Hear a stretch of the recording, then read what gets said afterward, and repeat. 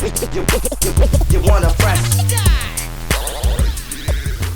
Hello everybody, and welcome back to another hobby tip. As you might have guessed by the title, this hobby tip isn't actually about the hobby in terms of building or painting or anything like that. It's actually a hobby tip on how to make videos. So I'm going to go over some of the equipment and things and some of the settings that you guys will probably need to do great looking YouTube videos. This is also a kind of a follow-up to Templar's Crusade 01's video about, you know, how to go about doing a YouTube channel. This is more about the technical ins and outs of it. Oh, this is how I do it anyway, and how I look at it. Okay, we'll start. The first thing that you guys will need, and it's probably going to be your most important and most powerful tool, you'll need a decent camera. The cameras in question need to have a decent macro mode. Now, what macro mode does, macro mode tells the camera that it's going to be focusing on stuff very, very close up. That's why on my videos, I can move stuff really close up to the camera like this, like incredibly close, and you can still see 99% of the detail. A lot of other cameras, especially cameras such as mobile phones and the cheap video cameras that you can get, don't have a decent macro function. Therefore, your videos look blurred. A macro function is, you can normally tell a camera has a macro function, such as this little Sanyo one here. You can always tell it has a macro function by the fact that it has proper lens optics. You see that in there? That's a proper lens system. It's not just a piece of glass with a sensor stuck behind it that captures the video. So if we look at the camera on a mobile phone, it's not got great lens optics. Good lens optics, bad lens optics. The second thing you will also need to do, guys, is locate the macro facility on your camera. Now, this particular camera, it is different for every single one, unfortunately, so it will take a little bit of getting used to. So what we're going to do, we're just going to zoom in, and I'm just going to show you where the macro facility is on here. In fact, we'll zoom out a little bit more so you can actually see the controls as well. So we're going to go to the menu system. Now, your macro facility should be within your camera's menu. Most of the time, it's in the focus options or just the general mode or scene options. So you go to focus. This is on normal at the moment because this camera automatically adjusts for macro. However, if it doesn't, if you don't have anything that says AF or auto or intelligent auto or anything like that, you will need to look for this, which is macro or super macro, which is normally a little flower symbol like that, as you can see there. It's a universal symbol, that is, for macro modes. You find it on pretty much anything, from those kind of cameras to big SLR cameras like this. And as you can see, macro mode, little flower symbol. So that is going to tell your camera to start focusing on close up, and that is what will capture your detail. Okay, so once you've got your camera out of the way, I mean, one of the things as well that might be a little bit of an issue for some people, especially new people starting up, is getting a decent camera. I myself started off with a standard def one with a macro mode, but most of the time you really should be recording in HD these days because it just looks so much better. And one of the things that I find when looking through videos, the amount of videos that unfortunately, I've got to say this, the amount of videos I have just clicked off of because the quality has been blurry and you can't see anything is a lot, unfortunately. And there's probably some great content out there, but myself, I need to watch stuff in super clear. I need to see every bit of detail and take in all the visual information that is being given to me. Now, so in regards to cameras, borrow one off a friend, borrow one off a parent. If you've got access to loan stuff, like at college and things, loan one from a college. I mean, you can get a decent little video camera for under £100. You can get compact cameras that have macro HD video mode functions for about £80 odd now. So things like birthdays and Christmases and stuff, they're not that hard to come by. Okay, the next thing that you guys are going to want to invest in is, and this is optional, by the way, entirely optional, the thing you're going to want to invest in is a tripod. Now, mine is on tripod, which means I can swivel it, pivot it like this. This was the tripod that I used originally. It's all covered in shit, and it has little spirit levels and stuff on it to help me steady it. This tripod was relatively inexpensive. It was about 15 quid from Jessop's. So if you've, I know Jessop's shut down and reopened, but if you've got a Jessop's near you, have a look there. You'll be able to get some pretty decent tripods. Other than that, places like Curry's PC World sell tripods. tripods as well for fairly cheap. You can get ones like this. I mean, this one is a really long one. The legs are all telescopic and stuff like that. This one's very light as well. The one that I'm currently using, which has my camera rested on, is really, really heavy duty. It's a Velbun one, and it's fucking insane how heavy it weighs.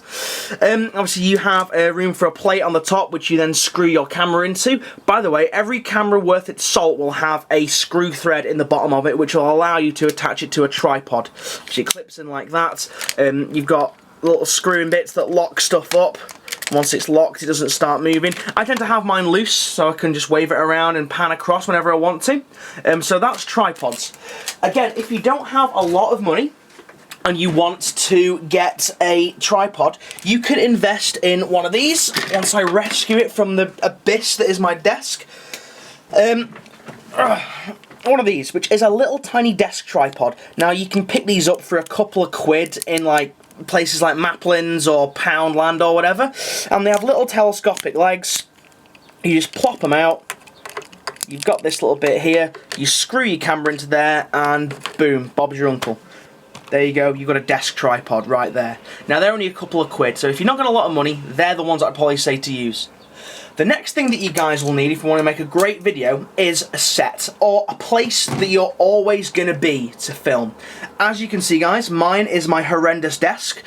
Quite famous this desk is for the amount of mess that it has on, but this essentially is my set. You need an area where you're going to do it, you need preferably where your workspace is, and I find it a lot better when there's loads of stuff going on. I know some people don't like that, but hey, that's just me, that's my personal preference in regards to what I like to see. I like seeing stuff going on, I like going, oh, what the fuck's that in the background there? Oh, Jesus Christ, look at the size of that rat! Or something like that. So have a decent set planned out for where you do your videos. It's also really good to have something that's going to contrast your miniatures. I use, when this isn't dirty as shit, I use a cutting mat. I used to use a piece of black foam. However, black foam, then I was using showing the white metal miniatures from Games Workshop. It was just a complete bad contrast, and the camera wasn't focusing. Because a lot of cameras these days still have issues with focusing on white on black, or light on dark, should I say. Like I say, if you get a camera and pointed at a piece of text, it'll get really confusing, just go in and out of focus, so it won't be able to actually tell what's going on. The next thing you guys need is editing software. My editing software, hold on guys, let me just jack you up a little bit. I was going to do a screen capture for this, but then I thought, nah, fuck it. Can't be bothered. Hey up, there's the other half there in all the booby glory. Right, my video editing software, as you guys will see, is Sony Vegas Pro 12. Now, this is, I'd probably say, an intermediate editing software. It's not as complicated as things like Adobe Premiere, and it's a little bit more, it's a lot more complicated than Windows Movie Maker. Now, Windows Movie Maker is absolutely fine to do videos on.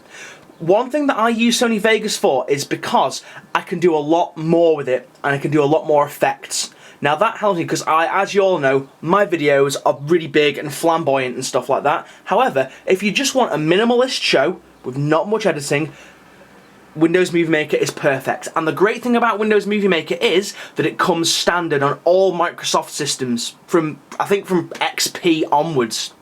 So no matter how old your machine is, I mean, if you're running anything less than XP, I mean, what the fuck are you doing? You need to throw that computer in a skip and get a new one.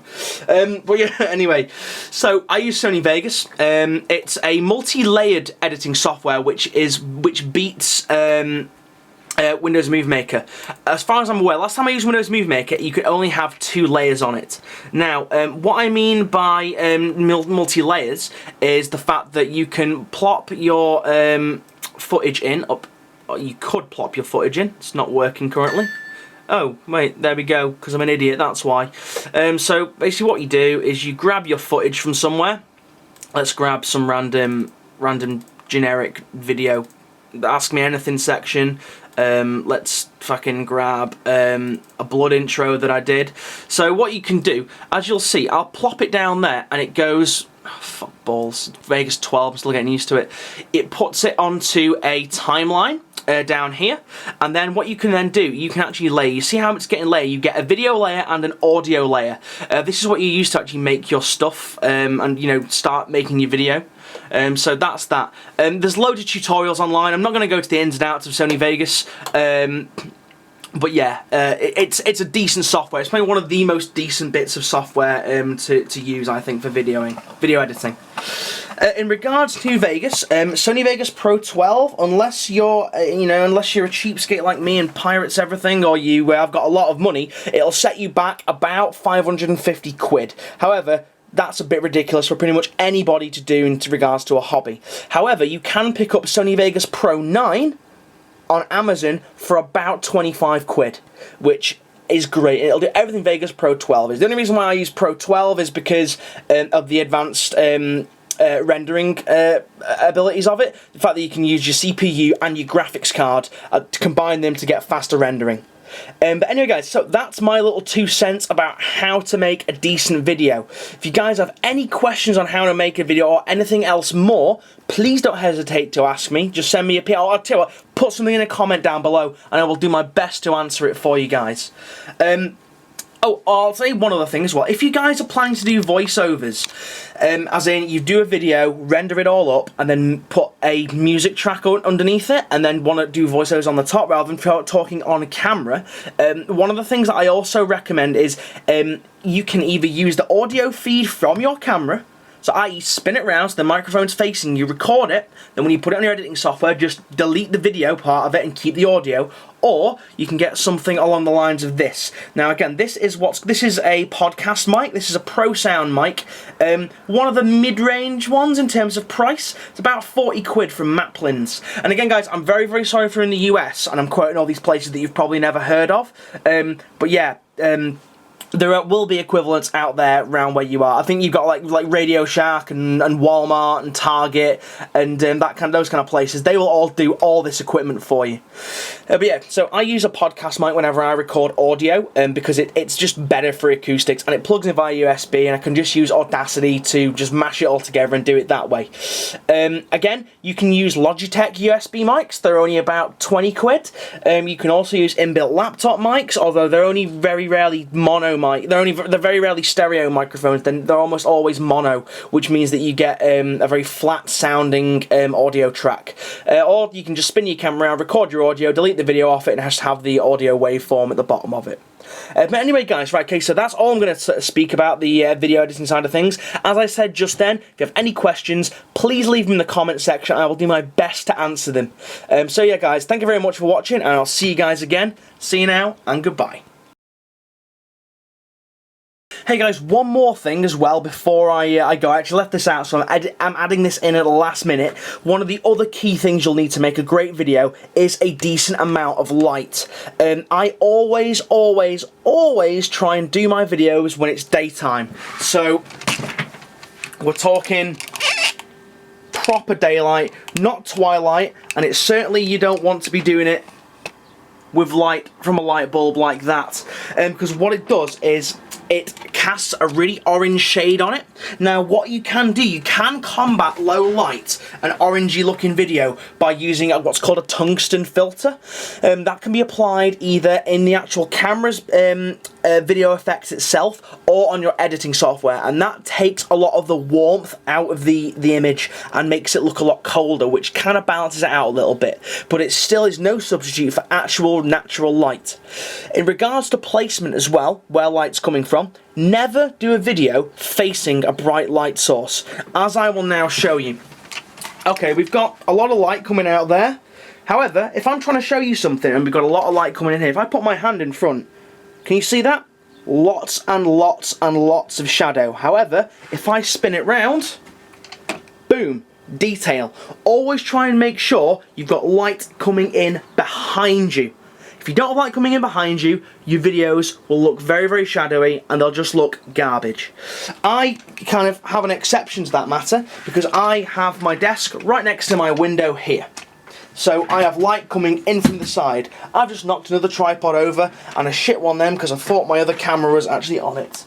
Fuck, was it? No, it wasn't. But yeah, so as you can see, the light is coming in from there, hitting my desk and fully lighting it. That's another essential thing to have when you're making videos.